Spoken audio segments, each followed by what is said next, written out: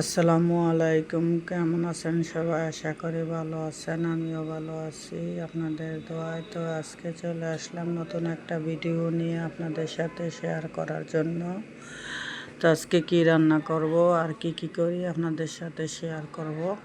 তো আমি প্রথমে এই যে বসে গেলাম, বুড়ি ভিজাইলাম, বুড়ি রান্না করব। তো আপনাদের সাথে শেয়ার করব গরুর বুড়ি। এই যে পরিষ্কার করে রাখছিলাম ফ্রিজে, আরেকদিনও রান্না করছি। আমি একসাথে বুড়ি আনছিলাম 2100 টাকার বুড়ি, তা আমি 3 ভাগ করে রাখছিলাম। তো এই যে আর বড়ই, শুকনা বড়ই আমার এক আপা আমাকে দিছে, এই যে ভিজাইতেছি। এখন দেখি অর্ধেক আগে আচার বানাবো, আর না হইলে কিভাবে খাওয়া যায় আগে ভিজাইয়া রাখতেছি। ধুয়ে আমি আগে ভিজাইয়া রাখবো বড়ই, শুকনা বড়ই আর কি এটা। আর এখানে আমি রান্না করার আয়োজন করছি, মানে পেঁয়াজ মরিচ কাটবো, আগে কাটাকাটি করে নেব। আর ওইখানে আমি চুলায় মানে পানিতে বুড়ি তো ভিজায় রাখছি দেখলেনি। তো এখানে আগে আমি মশলা টশলা রেডি করে নিই, আর বড়িটা আগে ভিজায় নিলাম। তো এইখানে আমি আসলাম, পেঁয়াজ মরিচ কাইটা টাইটা সব কিছু করে নিলাম। এখন আসলাম আমি বুড়ি চুলায় বসানোর জন্য। তো আজকে কিভাবে বুড়ি রান্না করি আপনাদের সাথে শেয়ার করব। তো আজকে আমি এই যে মশলা আগে কষাইয়া নিব, তারপরে বুড়ি বসাবো। আর সেদিন আমি বুড়ি 2 দিন জাল দিয়ে তারপরে বুড়ি রান্না করছিলাম। তো আজকে আমি হাঞ্জাই বুড়ি রান্না করে ফেলবো। আজকেই রান্না করব। তো এইখানে আমি চুলায় তেল দিয়ে দিলাম, আর দিয়ে দিলাম পেঁয়াজ, আর এখন গরম মশলা, তেজপাতা, দারচিনি, এলাচ সব কিছু দিয়ে দিতেছি। দিয়ে তারপরে আমি পেঁয়াজটা একটু হালকা বাদামি কালার, বেশি একটা করব না, কারণ যেহেতু বট বসাবো। আর আমি বুড়িটা শেষে দেখবেন একটা বাগার দিব, তো আপনাদের সাথে শেয়ার করব। তো আমি কিভাবে রান্না করি আপনারা সাথে থাকেন, তাহলে দেখতে পারবেন। আর আমি যে নিত্যদিন আমার ঘরে প্রতিদিন আমি যা আল্লাহ পাক রিজিকে রাখছে খাই আপনাদের সাথে, তাই শেয়ার করি। তো আজকে আমি বুড়ি রান্না করব আর ডালের ভর্তা বানাবো, আপনাদের সাথে শেয়ার করব। তো এই যে আমি এখন দিয়ে দিলাম আদা রসুন বাটা। তো আদা রসুন বাটাটা দিয়ে আমি একটু হালকা ভেজে নেব এটা। তো আর এই যে বুড়ি কড়াইতে আমি ধুইয়া রাইখা দিছি ওইটার মধ্যে। এখন আমি সব মশলা দিয়ে দিতেছি, লবণ দিয়ে দিলাম, আর মানে সব মশলাই আমি দেব, মানে গোশ রান্না করতে যা যা লাগে সবই একসাথেই দেব। দিয়ে দিলাম হলুদের গুঁড়া, তারপরে দেব মরিচের গুঁড়া, দেব ধনিয়ার গুঁড়া, জিরার গুঁড়া, তারপরে দেব আমি কাঁচামরিচ ফাইয়া রাখছি ওইগুলা।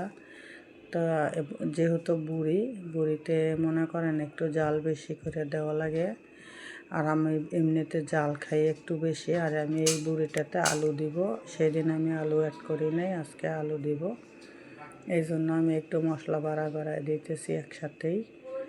তো বুড়ি আমার কাছে আলু দিয়ে রান্না করলে আরও বেশি ভালো লাগে। আর চিকেন বুড়ি সহ একসাথে মোটা বুড়ি মিশিয়ে রান্না করলে আমার কাছে খাইতে আরও বেশি ভালো লাগে। তো এখন আমি মশলাটা কষাই নিতেছি, আমার সব কিছু দেওয়া শেষ। তো এখন আমি বুড়িগুলি দিয়ে দিব, মশলা কষানি আমার হয়ে গেছে। এখন আমি বুড়িটা একটু হালকা কষাইয়া তারপরে আমি এইখানে গরম পানি দিব, যাতে বুড়িটাতে আমি ঠান্ডা পানি ব্যবহার করব না। যে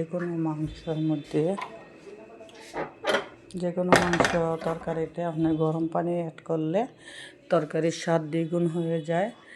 আর যদি কোনো ঠান্ডা পানি অ্যাড করা হয় তাহলে মনে করেন কষানোর পরে ওই মাংসটা সিদ্ধ হইতে চায় না তাড়াতাড়ি। এখন আমি এই যে বুড়িটা চুলায় দিয়ে দিলাম, এখন আমি সব মশলার সাথে মাখাই দিতেছি একসাথে খুন্তি দিয়ে।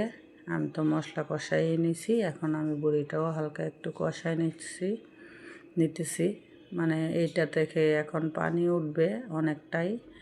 তো এই পানি দিয়ে আমি আগে প্রথমে কষিয়ে তারপর গরম পানি করে আমি এটাতে সিদ্ধর জন্য জল দেব, কারণ এটা মোটা বুড়ি, এটা অনেকক্ষণ লাগে আমার সিদ্ধ করা লাগবে। তো এখন আমি এই যে দিলাম ঢাকা। এখন আমি জিরা, গুঁড়া করব। এইখানে জিরা ভাজা দিব তরকারির মধ্যে, এই জন্য আমি জিরাটা ভাজা নিলাম। এটা জিরা বুকনি করব। আর এই যে চুলায় যে আমি বুড়ি বসাইছিলাম, তো বুড়িটা আমি লাড়া দিয়ে দিতেছি, দেখেন পানি উঠতেছে এটা দিয়ে। তো হালকা একটু কষিয়ে নিতেছি, এখন আবার ডাইকা দিব।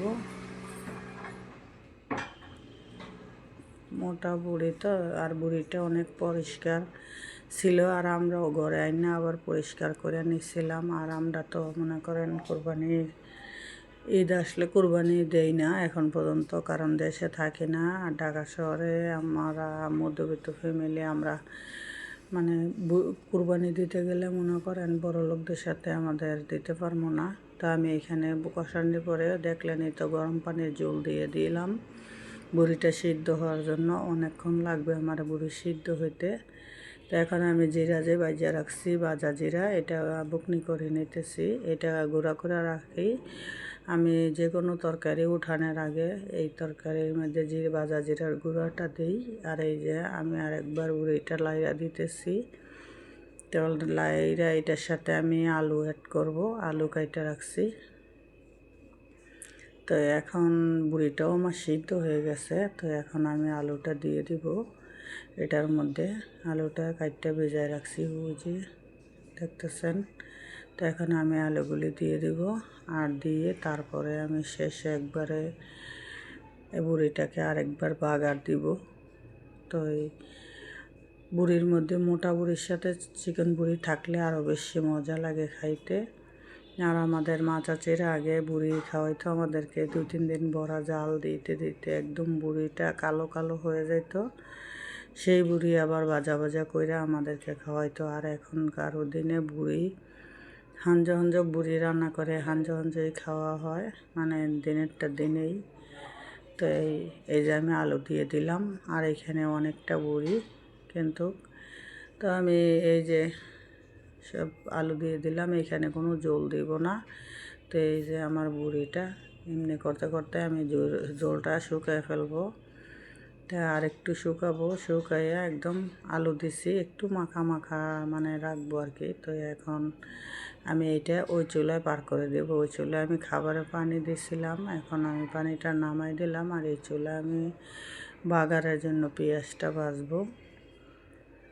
তো এই যে এখন আমার আজকে ভিডিওটা একটু বড় হবে, তা আপনারা আমার সাথে থাইকা ফুল ভিডিওটা দেখেন।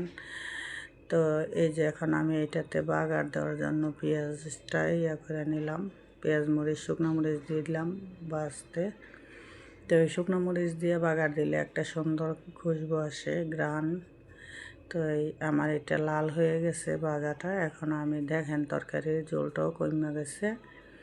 তো এইখানে আমি এখন ওইটা ডাইলা দিব এই কড়াইটাতে, আর ওই কড়াইটাতে আর রাখবো না। তো এখন আমার ঝোলটাও কিন্তু টাইনা গেছে, আর বাকিটা এই কড়াইতে দেওয়ার পরও টানায় ফেলবো, মানে একবার ভাজা ভাজাই করবো না।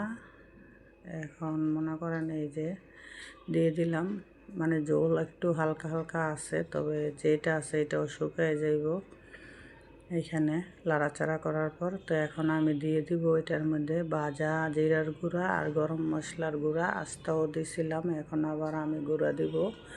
কারণ যেহেতু বুড়িতে কোনো গন্ধই থাকবে না। আর বুড়িটা এত পরিষ্কার সুন্দর ছিল, বলার বাহিরে কোনো গন্ধ ছিল না।